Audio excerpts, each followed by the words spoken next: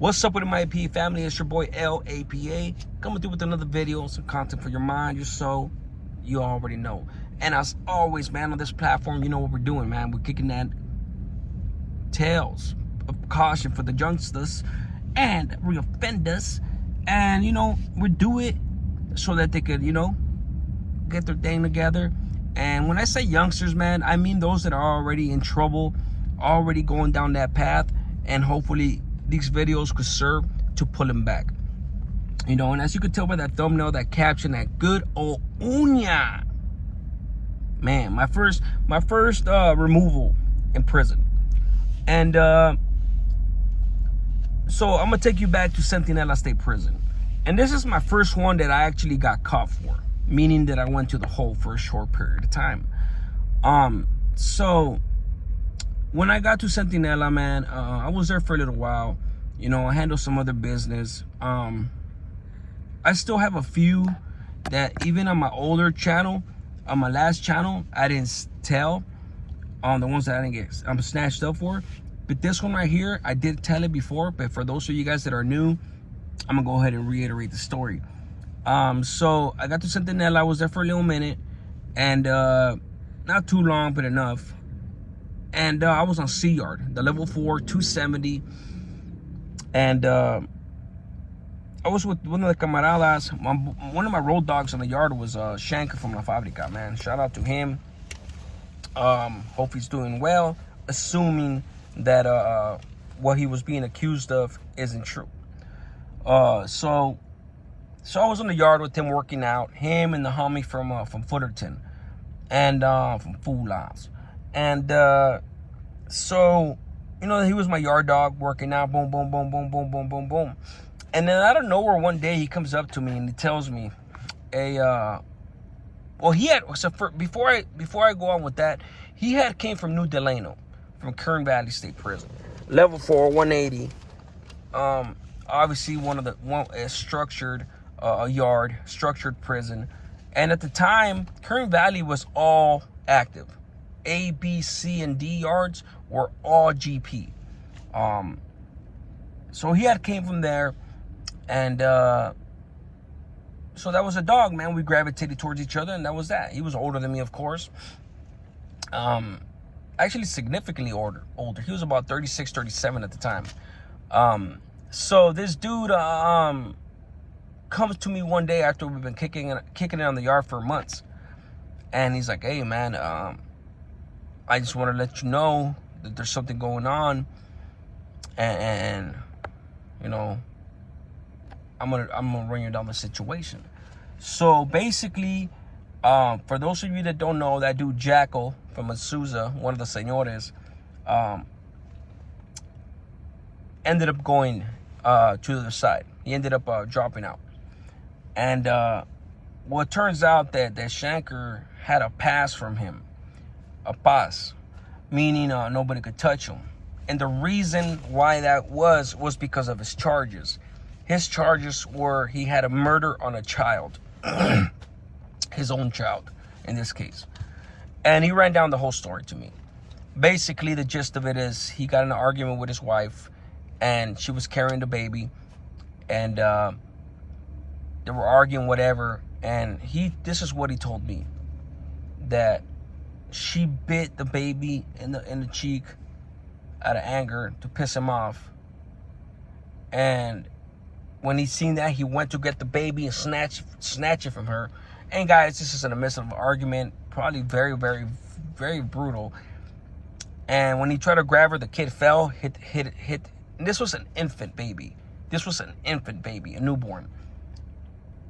Fell down, hit his head on the concrete.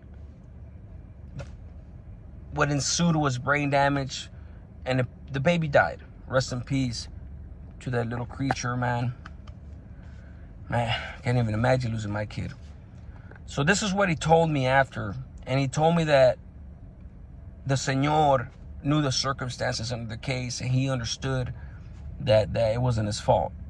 So basically, he believed him. The señor believed him, and the homie had came down from New Delano, a 180 at the time. With those charges, for 4 years he was there. It's legit, you know. But unfortunately for him, the señor dropped out. So now he was in limbo. Now he was in limbo. And he either needed to get another pass from a señor, or obviously they were gonna just get him. So when he walked up to me, he was like, "It's under investigation, this and that." So I told him, look, homie, I'm gonna raise my hand with you. Let's go to the back. Let's go to the shoe. Let's sign up for the next pegada, the next stabbing. And we'll go, because at the time, guys, this is the only way you could get to the shoe. The only way to talk to a señor is to go to the shoe. That's the only way. So I told him, this was the boy. I told him, look, let's go to the back.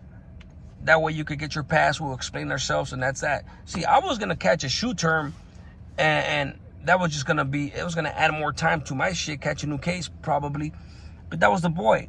He was the one that was going to have to go back there and get the pass and do his thing. I was just gonna assist him in getting back there, but he got comfortable, you know. Understandably so. He had been in a 180 yard, and he had 50 years to life, or like 38 years, one of the two. I get him confused. But anywho, my point is, he started on the 180. He had been there for 4 years, comfortable with the pass. So he probably figured that if I'm there for 4 years, and a señor believed me, just because he defected doesn't mean that all of a sudden I'm a POS, you know, a piece of shit. But I told him, bro, don't take no chances. It was vicious. The game is vicious. For those of you who understand the politics, it was vicious. And I told him, don't take no chances, bro. Let's just go back there. And he's like, and trust me, I didn't want to go back there. I didn't want to go back there. I just want to do my time. Whenever I had to put in work, I put in work. But he refused, and I was like, fuck, okay, cool. And keep in mind, guys, that at the time, I already understood that the dudes that get got on the yard usually get got by their closest camarada, because of the ones that could get to them easily and under no suspicion. And they do that on purpose. So sure enough, it's crazy, man, because I don't think I mentioned this when I told it the first time, but I remember one day the homie from Compton, Los Padrinos, Trix was his name. Me and Shanker were walking the yard one day, and this dude, he says, "What's up with Trix? What's up, Trix? How you doing, man?" He shook hands, whatever. I'm like, "Who's that?" Oh, it's the homie Trix. I was like, all right, cool. So apparently they used to go to school movement sometimes. They were really close too, you know. I mean, at least like that was my dog, but they were close, like acquaintance close, you know. Like they used to always like say what's up to each other, things like that. And for those of you that understand that type of acquaintance in prison, you know what I'm talking about. A loose acquaintance. But yeah, when the day came, sure enough, they came to my door like, "Hey, homie, we need you to assist us with something." And I was like, "What's going on, homie? I got you." He's like, "Well, wait, you know, something came up on Shanker and this and that." And I was just like, damn. In my mind, I'm thinking like, I'm not surprised. I was like, "Yeah, I got you." But they told me it's just gonna be a removal. It wasn't gonna be a stabbing. Murder on a child will get you killed anywhere. But the llavero was sitting there for weeks, man. The homie that had the yard was sitting there for weeks. He just didn't know what to do. He didn't know what to do. He gave the paperwork to them, whatnot, and they just didn't know what to do. So pretty much what he did was clean his hands of it. Pretty much he just wanted to get rid of them so that the next man could figure out what to do with them, you know, or until the homie decided to muster up some things and go to the back and get a pass himself. Regardless of anything, we still had to get him. So when the homie tells me, "All right, homie, you and the homie from Padrinos are gonna go on this jale," and I was like, "Oh hell no!" I was like, "Damn, these fuckers, it ain't no joke, man. They get the people that are closest to you, man, to get you." And so we get out to the yard, man. We get out to the yard, and you know, I go ready.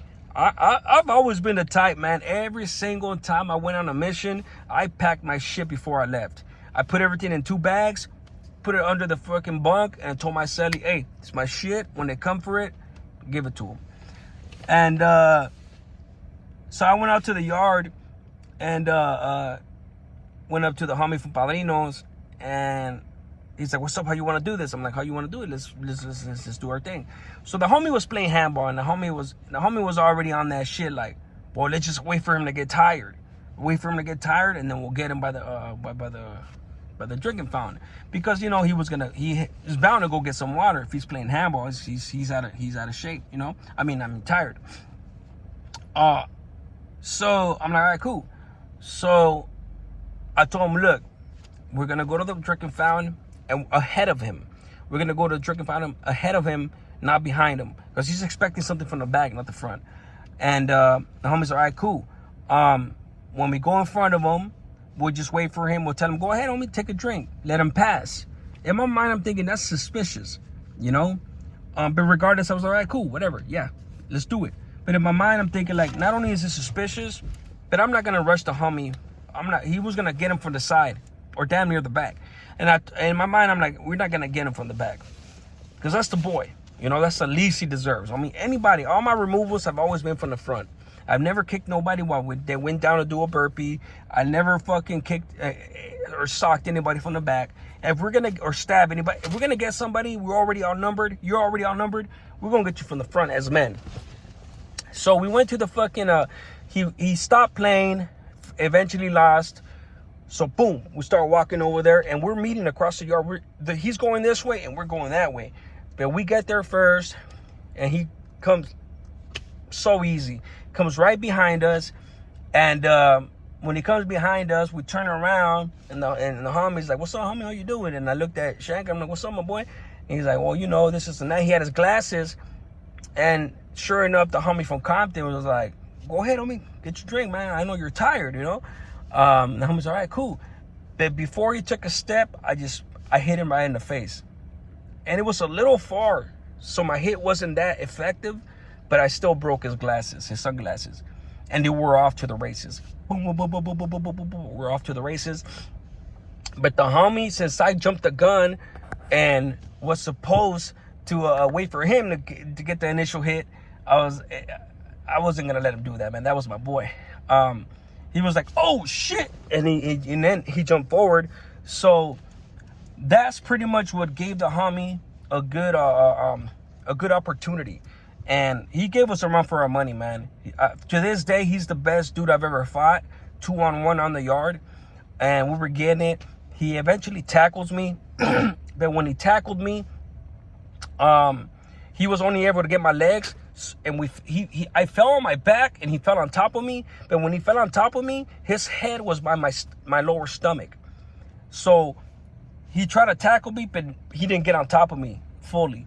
So I was just socking him, boom, boom, boom, boom, boom. The homie got on top of him, so then I could definitely not get up. And so we started bombing on him. Eventually, we got our thing. We did what we needed to do. But the first time that I was pepper sprayed viciously was that time. And since I was looking up like that, when they came to spray me, the pepper spray went down my nose, inside of my throat. It was all bad. And guys, this was at 115 plus, almost 120 degree weather in the desert at Centinela. And man, I was freshly shaven because I know I'm going to the hole. The next day, they finished spraying us. They hit us with batons, the Bertha. In between the fight, before he tackled me, I got hit in the arm with the block gun. This was before they were rubber. They were still wooden blocks. It hits me in the arm, boom, pushes me back. We all stop fighting, look at the tower, look at each other, and boom, we start fighting again. That was so funny. It was in the report. And then eventually he tackled me. But after that, they zip tie us, take off our shoes, heck, whatever. I remember, man, I turned this way, I was cool. But when I turned the other way, when they were taking off my shoe, the sun hit my face. Man, literally, I got like a 3rd-degree burn. And the next day, my whole thing was peeling. My whole face was peeling, boom. And I was in the mirror the next day, pepper sprayed up, and looking in the mirror, and I was peeling off my own freaking thin skin off my thing. And then that's what it was, man. I ended up getting at him in the back, and I let him know, like, hey, bro, I told you, dog. I told you, man, let's go back there, because you never know.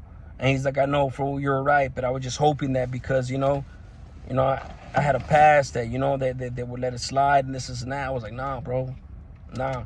He was hoping that they sent him on a mission, at worst. But I told him, man, we should have just done it. But he was like, I'm still mad at you, though, fucker. You broke my glasses. I started laughing, whatever. I told him, look, homie, I wish you the best. And that was it. Tricks from Padrinos was kind of upset at me because I jumped the gun. He thought I jumped the gun, but in reality, I wasn't going to let him doping him. No disrespect to the homie. He was just trying to get the best Holly out the way. It was his first Holly as well, and it is what it is, But, obviously, man, guys, the lesson here is don't go to prison, man. If you don't want to get caught in this type of situation when you have to rush your own homie that you growing a bond with on the yard. And this is the type of shit that starts wearing you down eventually. If you don't want to be in a situation where you got to rush your friend, don't go to prison, man. Real offenders, you already know what I'm talking about. And with that said, man, you guys already know, man. One life saved is one life blessed. A smart man learns from his mistakes, but a wise man learns from other people's mistakes. Guys, learn from my mistakes. I'm out.